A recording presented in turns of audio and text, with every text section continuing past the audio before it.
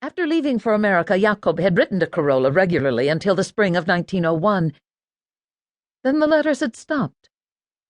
Never a reply, no matter how often she'd written to him. By the end of the following year, believing that something terrible must have happened to him, he had to be dead, she'd stopped waiting to hear from him. Only pride had kept her from allowing others to see her broken heart and shattered dreams. Then, last December, a letter had arrived from America. A letter from Jakob. She remembered standing in the parlor of her parents' home above her father's bakery, holding that letter, her heart racing, her emotions swinging wildly between hope and bitterness, anger and joy, love and hate. He owned a farm in a place called Idaho, Jakob had written. The soil was rich and there was a fine house and outbuildings. If she was unmarried, would she consider coming to America to be his wife? As she'd read his letter, she'd pictured herself seated with her parents in their small church each Sunday, or working with her father in the bakery every day. She'd felt the pitying stares of the young married women of her village. Poor Karola. No one wants her now. Others she'd known laughed behind her back.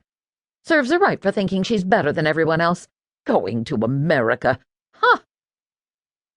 Oh, she'd known what they whispered when she was out of hearing. In those first years after Jakob left, she had bragged to everyone about how rich they were going to be in America, about how much Jakob loved her, about how perfect their new lives would be once they were together again. When other men had tried to court her, she'd rejected them, firmly and plainly, even at times, she supposed, cruelly. Then Jakob's letters had stopped arriving, and by the time she'd stopped hoping, most of the suitable young men of Steigerhausen had either married or moved away. The few who remained wanted nothing to do with the baker's daughter. Who wanted a wife with a head full of impossible dreams and a heart that still longed to see the world beyond the borders of their small village? No one, it had seemed. Not until Helmut Schmidt. The very idea of being married to him made her shudder. And so, as Karola had read Jakob's letter, asking if she would come to America, she had made a quick decision. Yeah, she would. She would do anything to get away from the life she'd been leading. Anything. The first steps of her journey had begun 4 months later. All of Karola's worldly goods were packed in a battered old trunk and 2 suitcases. Tomorrow morning she and her father would begin the journey to Hamburg, where she would board a ship and sail to America. She was certain she wouldn't sleep a wink all night. Her mother sat in the chair beside the bed, her Bible open on her lap. "It is not too late to change your mind." "I do not want to change my mind, Mother. This is what I've dreamed of." "Oh, Karola, Karola. You always have your head in the clouds. I fear the pain it will bring you. What do you know of America? What do you know of Jakob Hirsch?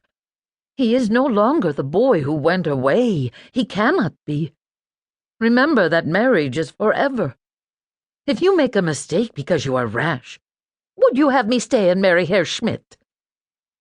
Karola pictured the cobbler, a man older than her father with skin as tanned and rough as the leather shoes he mended. He'd asked her father for her hand in marriage last year. "Nein. But I would not have you act in haste, either." "Haste? Mother, I have waited 11 years. Every day since Jakob went away I have worked in the bakery and shared this apartment with my parents as if I were still a child. Every day I have known others whisper about me because I want more than what I can find here. They think I am haughty and proud. Maybe I am. But Jakob understood me. Jakob is like me. And now he owns his own farm in America. He owns it, Mother. He is not a tenant. No man tells him what to do. He made his dreams come true. I want to do the same." Her mother shook her head as she lowered her eyes to the open book in her lap.